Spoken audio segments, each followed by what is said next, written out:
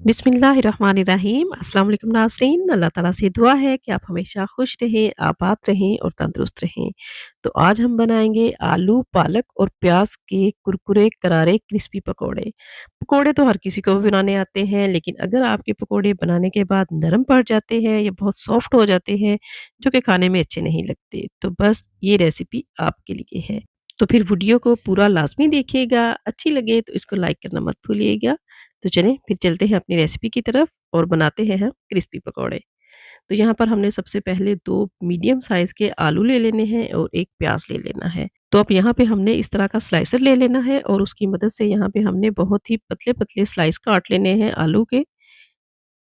तो इस तरह से हमने जब इसके स्लाइस काटेंगे तो हमारे जो पकोड़े हैं वो यकीन करें बहुत ही क्रिस्पी बनेंगे।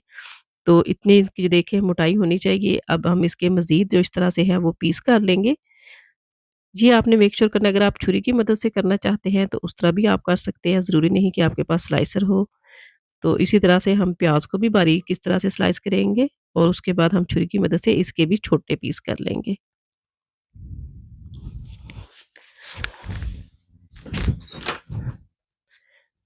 तो ये देखिए यहाँ पे हमने प्याज़ों के भी बारीक छोटे पीस कर लिए हैं। अब यहाँ पे हमने पालक ले लेनी है और पालक जो है यहाँ मैं सिर्फ़ पत्ते ही यूज़ कर रही हूँ, उनको अच्छी तरीके से मैंने धो लिया है और इसके भी हम इस तरह से पीस कर लेंगे ये लेकिन ये हम बहुत ज़्यादा बारीक नहीं काटेंगे, इसको थोड़ा मोटा-मोटा ही काटेंगे। क्योंकि फिर पालक जो है वो पकोड़ों के अंदर बिल्कुल भी नज़र नहीं आएगी। तो बस इसी तरह से हमने पालक को मोटा-मोटा काट लिया है। अब आलू और प्याज़ जो है वो मैंने अच्छे तरीके से पानी से धो के तो उनको मैंने पानी से निकाल लिया है, छान लिया है। पालक भी हम एक बाउल में डाल लेंगे अब और उसके अंदर 1 टेबलस्पून अदरक और लहसुन कुटी हुई डाल लेंगे। साथ ही 1 टेबलस्पून कुटा हुआ धनिया डाल लेंगे। हाफ़ टी स्पून यहाँ पे हम अजवाइन डाल लेते हैं और 1 टीस्पून कुटी हुई मिर्च शामिल कर लेंगे। 1 टीस्पून कसूरी मेथी शामिल कर लेते हैं। हाफ़ टी स्पून इसके अंदर गरम मसाला पाउडर शामिल कर लेंगे।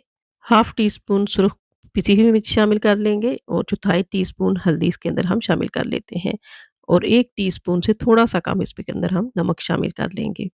आप स्पाइसेस अपनी मर्ज़ी से ऐड कर सकते हैं, जितना आपको नमक वग़ैरह पसंद हो। तो अच्छे तरीके से हमने ये जो मसाले शामिल किए हैं, इनको अच्छे से कोट कर लेना है सारी सब्ज़ियों के ऊपर। मिक्स करेंगे अच्छे तरीके से। अब 1 कप इसके अंदर हम बेसन शामिल कर लेंगे। बेसन भी हमने यहाँ पे बहुत ज़्यादा ऐड नहीं कर देना, बस उतना ही ऐड करेंगे जिससे हमारी जो सब्ज़ियाँ हैं वो एक-दूसरे के साथ चिमट जाएँ। पानी अभी हम इसके अंदर बिल्कुल भी शामिल नहीं करेंगे, पहले अच्छे से मिक्स कर लेंगे। तो ये देखिए मैंने यहाँ पे अच्छे से मिक्सिंग कर ली है, पानी मैंने यहाँ पे ऐड नहीं किया, उसी पानी के अंदर हमने ये बैटर रेडी कर लिया है। तो अभी हम इसको फ्राई करने की तरफ चलते हैं। कढ़ाई के अंदर मैंने ऑयल ले लिया है, जिसके अंदर हमारे पकोड़े जो ईज़िली बन जाएँ। जैसे ही हमारा ऑयल यहाँ पे मीडियम गर्म होगा, उसके अंदर हम पकोड़े शामिल कर देंगे। 2 मिनट के लिए हम इनको नहीं छेड़ेंगे, तो मीडियम फ्लेम पे हमने इनको फ्राई कर लेना है। जैसे ही थोड़ा-सा नीचे से गोल्डन कलर होगा, तो हम इसकी साइड चेंज कर लेंगे और इसी तरह से 2-3 दफ़ा इनको अलट-पलट करके हमने इनको क्रिस्पी कर लेना है। अच्छा-सा गोल्डन कलर इनके ऊपर आ जाए, तो फिर हम इनको बाहर निकाल लेंगे। यहाँ पे ये आपको फ़ील हो जाएगा कि आपके पकोड़े जो है वो किस कदर क्रिस्पी बने हैं। अगर आप आलू और प्याज़ को बारीक काटेंगे, तो जो पकोड़े हैं वो बहुत ही कुरकुरे क्रिस्पी बनेंगे और कभी भी बनने के बाद वो सॉफ्ट नहीं होंगे। तो इसी तरह से हम बाकी के पकोड़े भी फ्राई कर लेंगे। तो ये देखिए यहाँ पे हमारे ज़बरदस्त से आलू, प्याज़ और पालक के पकोड़े बन के रेडी हो चुके हैं। शाम की चाय हो या फिर सर्दियों में बारिश लगी हो तो इन पकोड़ों का मज़ा जो है वो दुगना हो जाता है। और अगर आप इनके ऊपर थोड़ा-सा चाट मसाला इस तरह से स्प्रिंकल करके सर्व करेंगे तो बस आपकी वाह-वाह हो जाएगी। तो फिर मज़ेदार से इन पकौड़ों की रेसिपी को लाइक कीजिए बगैर मत जाइएगा। फर्स्ट टाइम देख रहे हैं तो चैनल को सब्सक्राइब भी कर लें। तो मिलते हैं फिर आपसे नेक्स्ट वीडियो में। तब तक के लिए अल्लाह हाफ़िज़।